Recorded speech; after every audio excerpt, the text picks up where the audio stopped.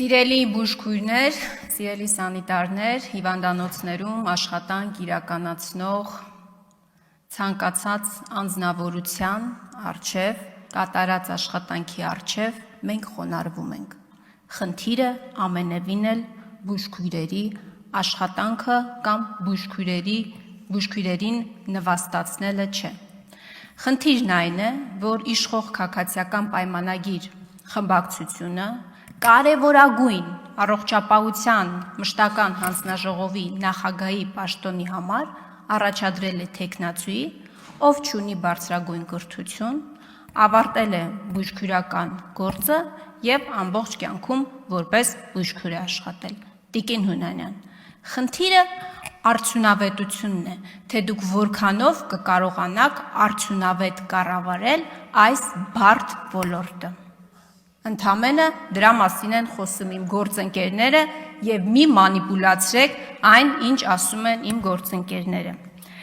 Տիկին Հունանյան, ես ակնկալում եի, որ դուք բովանդակային ելույթ կունենայիք եւ ամբողջ կենտրոնացումը չէիք հանի նրա վրա, որ դուք բուժքույր եք եւ կփորձեիք արդարացնել,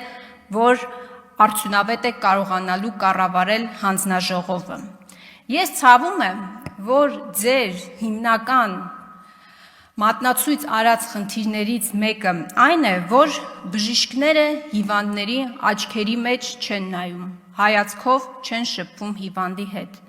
Այս ոլորտը այնքան խնդիրներ ունի,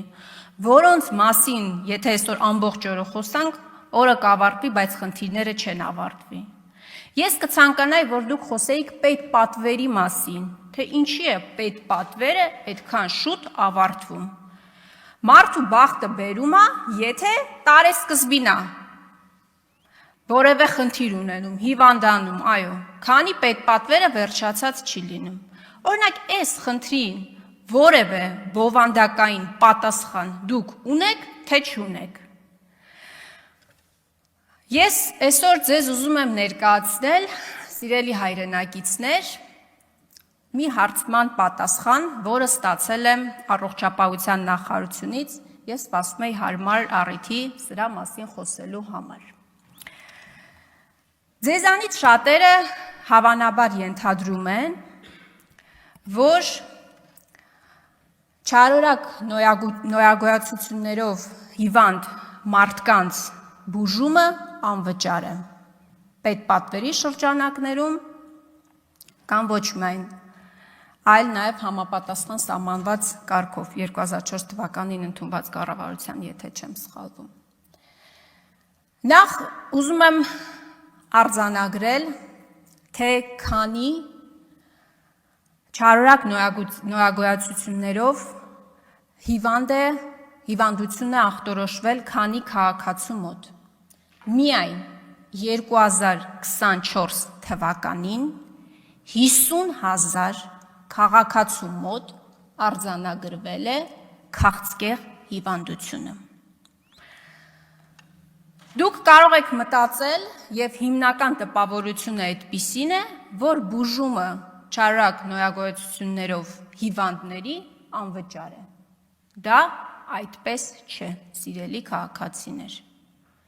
Ես հիմա Տիկին Հունանյան կներկայացնեմ ամբողջ հարցման պատասխանը եւ կխնդրեի նաեւ ձեր ելույթում սրան անդրադարձ կատարեիք։ Հարցը հետեւյալն է. որքան գումար է պետպատվերով տրամադրվում քաղցկեղ ախտորոշմամբ Հայաստանի Հանրապետության մեկ քաղաքացուն։ Պատասխանը հետեւյալն է. որ փոխհատուցվում են չարորակ նոյագոյացություններով հիվանդների քիմիաթերապևտիկ բուժման ամբողջ ծավալը ուշադրություն, բացառությամբ քիմիաթերապևտիկ դեղերի։ Ձեզանից որևէ մեկը, իմ ընդդիմադիր գործընկերներից, իշխանական խմբակցության падգամավորներից որևէ մեկը, Տիկին Հունանյան, խնդրում եմ ձեզ, ձեր ամփոփիչ ելույթի ժամանակ ինձ Հայաստանի Հանրապետության քաղաքացիներին բացատրեք, թե ոնց է հնարավոր բուժել քաղցկեղ հիվանդությունը առանց քիմիոպրեպարատի։ Ոնց է հնարավոր բուժել։ Իսկ այդ դեղերը բավականին թանկ են։ Որոշակի չափաբաժիններով սակայն դեղերի ծախսը փոխհատուցվում է։ Օրինակ, Հոջկինի լիմֆոմայի կամ ոչ Հոջկինի լիմֆոմայի դեպքում փոխպատվաստումը կազմում է առաջին քիմիոթերապիան սկսելուց հետո 1 տարվա ընթացքում 300,000 դրամի չափով։ Սիրելի հայրենակիցներ, քիմիոթերապիայի 1 կուրսը միայն հիմնական քիմիոպրեպարատը 1 միլիոն դրամ արժի։ Եվ միջինում 4 կուրս է անցնում հիվանդը, նույն այս Հոջկինի լիմֆոմայի կամ ոչ Հոջկինի լիմֆոմայի դեպքում 4 կուրս է անցնում բուժման։ Դուք կարող եք ինձ բացատրել։ Հայաստանի Հանրապետության քաղաքացին, որին ասում են, որ եթե դու քաղցկեղով հիվանդ ես, ապա քաղցկեղի բուժումը անվճար է Հայաստանի Հանրապետությունում, ոնց կարող է 300,000 դրամով բուժվել։ Այլ հիվանդությունների դեպքում, սիրելի հայրենակիցներ, 1 տարվա կտրվածքով այլ հիվանդություններ նկատի ունեմ չարորակ նորագույնություններով հիվանդությունների տեսակների դեպքում։ Օրինակ, երեխաների չարորակ արյունաբանական հիվանդների քիմիոթերապևտիկ դեղերի, օրինակ, 1 տարվա ընթացքում տարեկան միջինը 200,000 դրամ։ Մեծահասակների չարորակ արյունաբանական հիվանդների քիմիոթերապիկ դեղերը 1 տարվա ընթացքում տարեկան 150,000 դրամ։ Դուք պատկերացնում եք, սա ինչ ծիծաղելի ողբերգական թիվ է։ Ողբերգական։ Սա ցավազրկողի գումարն է ընդամենը։ Այսինքն պետությունը հայտարարում է, որ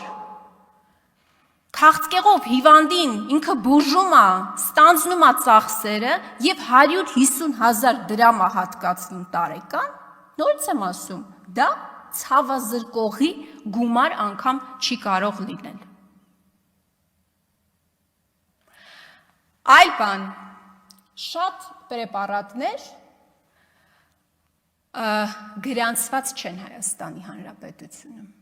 Օրինակ, ոսկրածուծի փոխպատվաստման մի պրեպարատ կա, որը գրանցված չի Հայաստանի Հանրապետությունում։